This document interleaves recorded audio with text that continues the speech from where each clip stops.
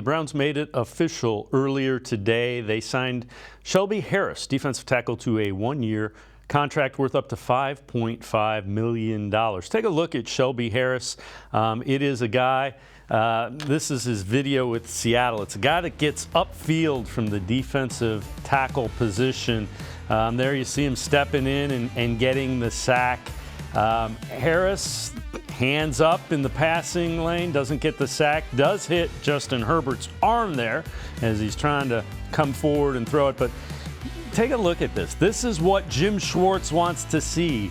Guys in the backfield creating havoc, and Shelby Harris would seem to fit what Jim Schwartz's defense wants to do and what they do well. Let's welcome Brad Spielberger from Pro Football Focus into the show. And Brad, tell me about Harris, what you see with him. It seems to be like it's the perfect match to this defense and what it needed.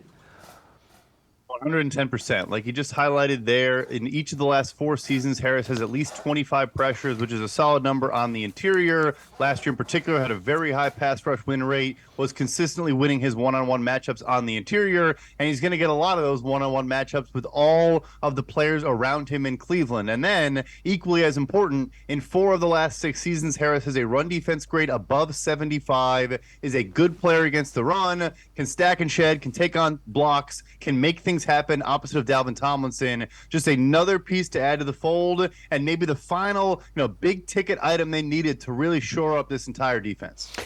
Is it, how excited should Browns fans be about that? I mean, the defensive tackles were not good last year. We'll leave it at that.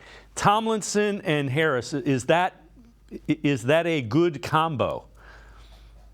It's definitely a good combo. Look, is it the best in the NFL? No, but it is a very capable and solid duo. Tomlinson is one of the most consistent players across the entire NFL the last 6 seasons, has never graded below 70 at PFF over his entire NFL career. And I mentioned some of Harris's numbers there as well. An older player, but a solid player. And what it also does, though, is now young guys like a Siaki Ika and Jordan Elliott, some of the other pieces in the fold, they don't have to be relied upon to play such a big role. They can be more rotational, keep their legs fresh, be put in positions to succeed where maybe you only ask them to do the things that right now in their game as younger players they're particularly good at, and that's always going to boost their profile, make them more confident, play better. It just adds another piece to where the depth is now solidified as well.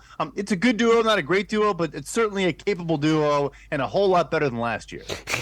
Is it fair to say it gives Ika and Jordan Elliott a couple of guys to kind of get some veteran tips from, to learn from, if you will?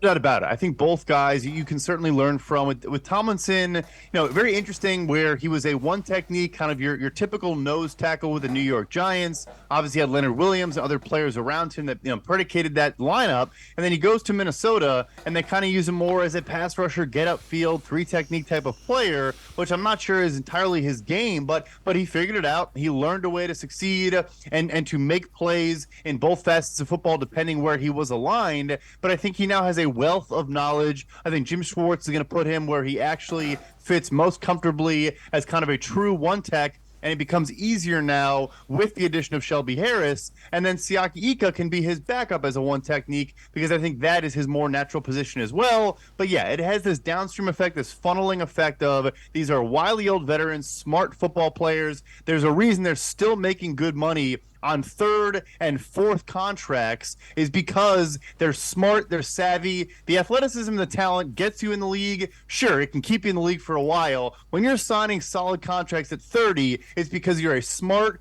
understanding football type of guy, and they can pass that down.